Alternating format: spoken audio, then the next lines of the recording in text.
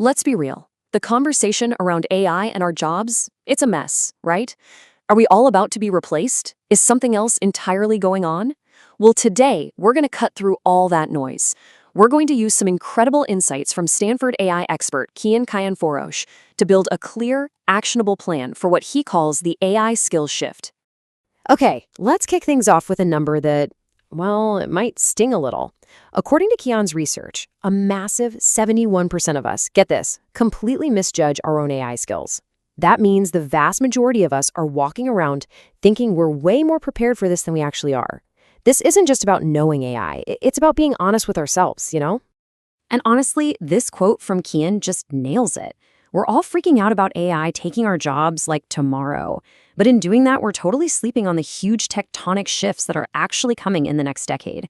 So let's just agree to park the short-term panic and get real about the long game. So how are we going to do that?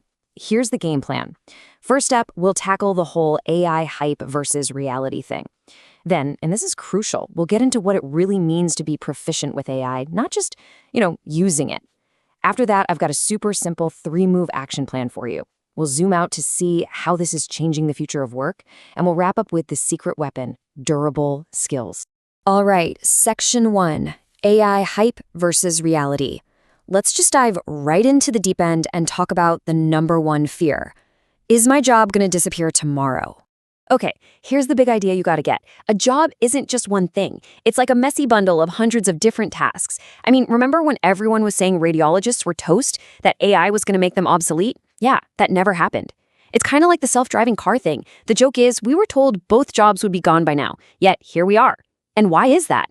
Because automating 1 or 2 little tasks is a totally different ballgame than replacing a whole complex human job. And self-driving cars are the perfect example of this. Think about it. Back in 2015, all these companies started pouring billions into it. Billions. We're now more than a decade in, and fully autonomous cars are still not really a thing, are they? So if we take that same decade-plus timeline and apply it to our jobs, we're probably not looking at massive changes into the 2030s. This isn't some sprint, it's a marathon, a 10-year shift, not a 6-month crisis. Okay, so that brings us to the real heart of the issue here. The actual challenge isn't about AI coming to steal your job. Nope. It's about you mastering this incredible tool before everyone else catches on. And that all starts with getting this one crucial difference: adoption versus true AI proficiency. And this right here is everything. On the left, you've got adoption. This is pretty much where most people are right now, right? You're using AI every day, you're writing simple prompts, it's basic stuff. But now look over at the right. Proficiency. This is a whole different league. We're not just talking about asking a question, we're talking about knowing how to construct really advanced prompts to get incredible results. It's about building systems like retrieval augmented generation, where you feed the AI your own data to work with, or understanding concepts like chain of thought to guide its thinking process. It's the difference between just using a calculator and actually understanding the math. So let's pause for a sec. Just be honest with yourself. Looking at these 2 columns, where do you really land? Are you in the adoption camp, or are you genuinely on the path to proficiency? Just knowing the answer to that question, that's your first big step forward. All right, so once you know where you stand, the next question is obvious. What do you do about it? Well, this is the good part. Kian has this incredibly simple but powerful 3-move action plan to take you from just using AI to becoming a true pro. And here it is. Super straightforward. Move number 1, learn the foundations.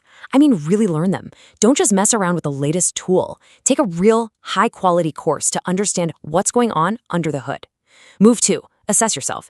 You gotta know your starting point, right? Find out where you actually stand compared to what the industry expects. And finally, move 3, build a habit of learning. This has to become part of your daily routine. And look, building that habit, it's way easier than it sounds. We're talking small, consistent things. Follow a few of the top AI folks on X, like Andrew Ng. Subscribe to a key newsletter. The Batch is a great one. Get a little comfortable just browsing new research papers on sites like Archive. And maybe the most important thing, find your people. Find an AI hub or a community where you can just compare notes. Seriously, these little daily check-ins, they add up. Over time, that's how you build real expertise. Okay, so let's zoom out a little. We've talked about what we need to do as individuals, but what happens when everyone starts getting more proficient? How does that change the companies we work for? Because this isn't just an individual shift, it's completely reshaping the modern workplace. This table just lays it out so clearly. Look at the before AI world. A typical tech team might have, say, 8 engineers for every 1 product manager and 1 designer. But now look at after AI. With AI tools turbocharging what engineers can do, that ratio could shrink to just 2 super empowered engineers. Teams are getting smaller, they're getting flatter, and they are becoming way more powerful. And what does that lead you? Flatter companies. I mean, think about it. If AI is handling all the boring, routine communication and project updates, you just don't need as many layers of management. And it also means people can move around more easily inside a company. A skill becomes more important than a job title. Someone in marketing could jump over to a sales role much more easily because the core skill, understanding the customer, is what matters, and AI helps with the rest.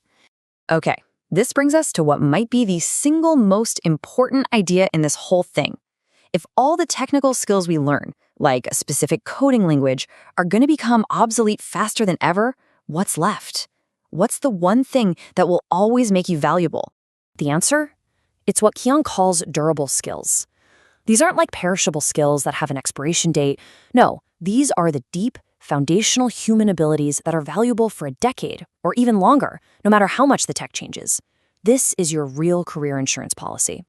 So what's in this toolkit? Well, on the tech side, yeah, you've got AI literacy and something he calls conceptual coding, basically understanding the logic of code without having to be a professional coder. But look at the rest of the list. Agency, critical thinking, problem solving, effective communication. These are the timeless human skills.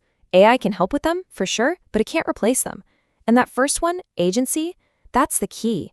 It's your personal drive, your initiative. It's what makes you the one driving the technology instead of being driven by it. So look, the future isn't about being replaced by AI. It's about being empowered by it. The real question isn't if AI is going to change things. We know it will. The question is, how are you going to use your own agency, your own drive, to start building these durable skills, starting today? What's your first move going to be?